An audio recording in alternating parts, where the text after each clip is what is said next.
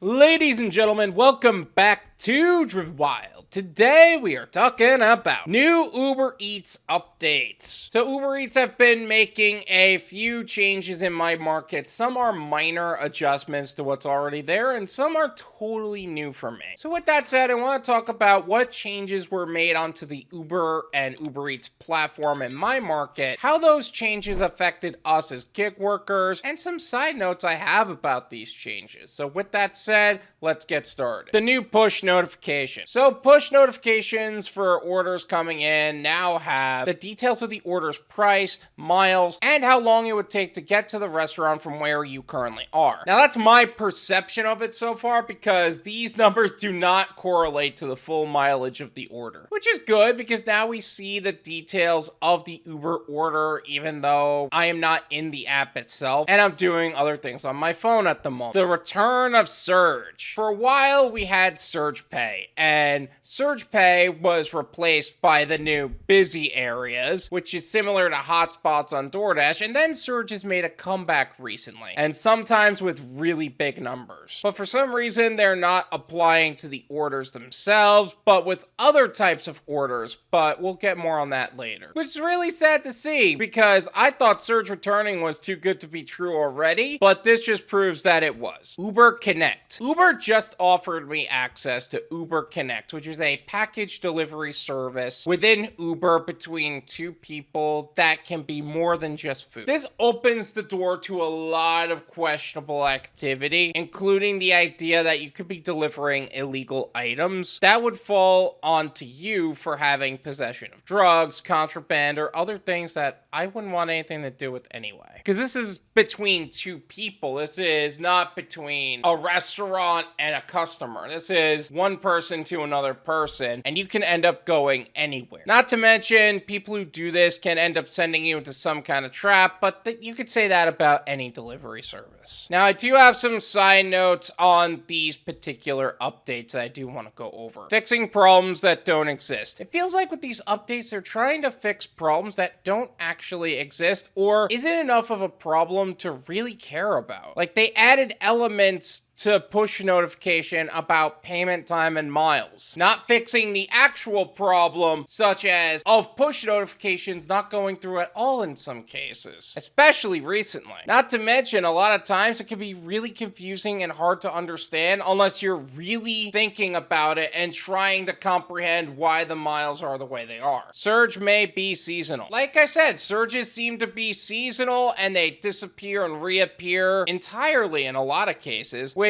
it's safe to assume in some markets you will have access to Surge, but not all the time. Or you'll see surges, but they won't actually apply to your order for some reason. Like, what the heck is that? So now we're not going to be paid what we should during those times because Surge isn't applying the way it's supposed to? That doesn't even make sense. Remember the golden rule of promos. Promos make good orders great, not bad orders tolerable, and never chase promos.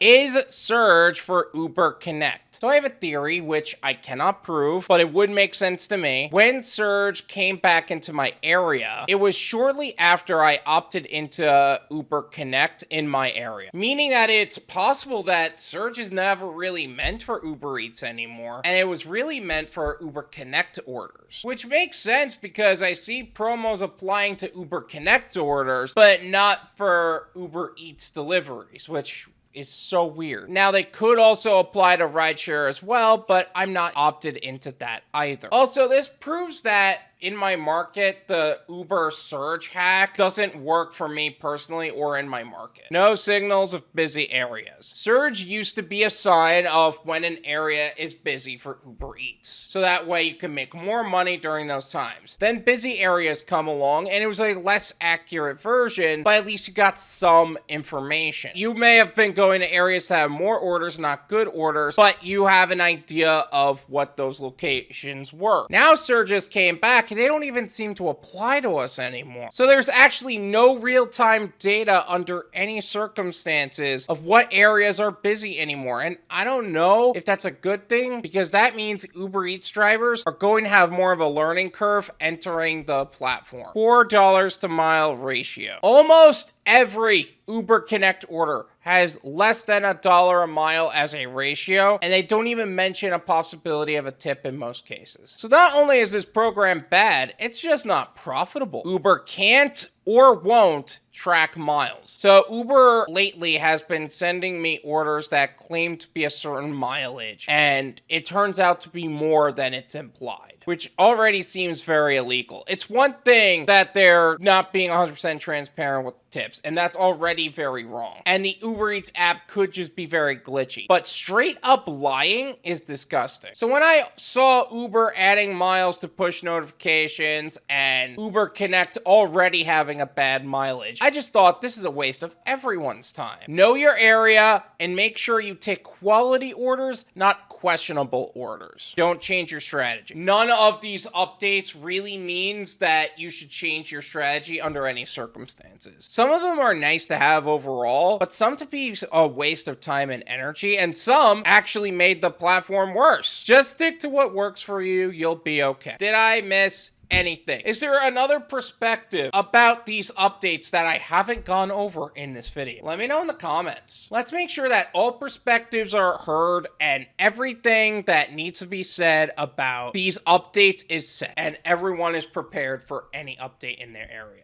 Thank you so much for watching. I really appreciate it. As always, make sure to hit the like button, subscribe if you're new, and I'll see you guys next time.